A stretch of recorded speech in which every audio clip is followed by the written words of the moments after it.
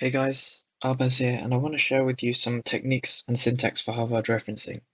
When you're doing formal essays, you'll be asked to include references at the end of your document in order to give credit to the original authors and prevent plagiarism. I used a source from LibGuides by Southern Cross University and followed their format as suitably as possible. Please note that your institution may ask for a different style of referencing to this, and thus it may be a different format. So just check with your lecturer what's acceptable to use. I deviated slightly from the website to preserve some grammar, but my format's almost identical to the guide. There's a strict format you should follow, where the author surname comes first, then their first name initial and other middle name initials, then the date the document was published, then the title of the document, which is in italics, then available at with the hyperlink to the resource, and then the date you accessed the document. So here are some three cases that I did. So this is a web article, this is a web document or report, this is a video. So I'll just explain these briefly. So this one's pretty standard when it comes to format. Titles in italics. I like to add two full stops, one at the end of the reference and one after the title, if there's no punctuation here. Other than that, it seems fine.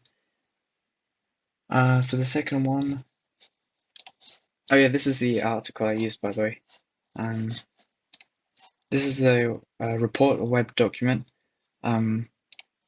So this is almost the same, but there are multiple authors. So what you do is have the author surname, then the first name initial, and then the other author. Then there's the title in italics, but here's the publisher, I think. So it might be good to include that sometimes, but this you don't always need that, I think. And then the rest is normal. Then this would be how to reference a video. So I wrote the author as Ted because that's the author of the video.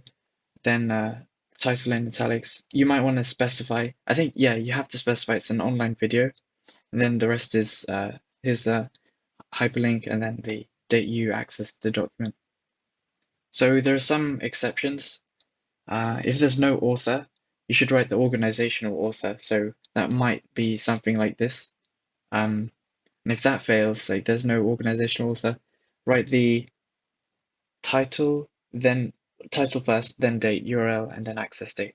So if there are three authors or more, so a couple more than this, you'd want to write the author or the most important author, and then et al., which means it covers the rest of them.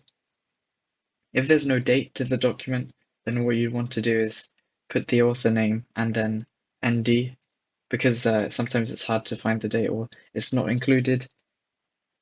You could try find the date by looking around the page and by pressing Control U to look at the source code. I've got a video on that, but yeah.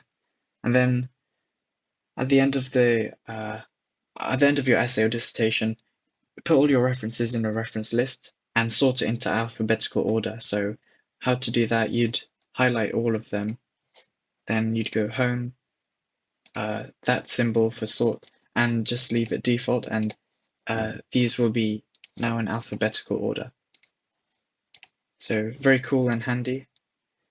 You should include a bibliography though, if you want to include references and background reading that you didn't include in your essay, but that is fine with just a reference list.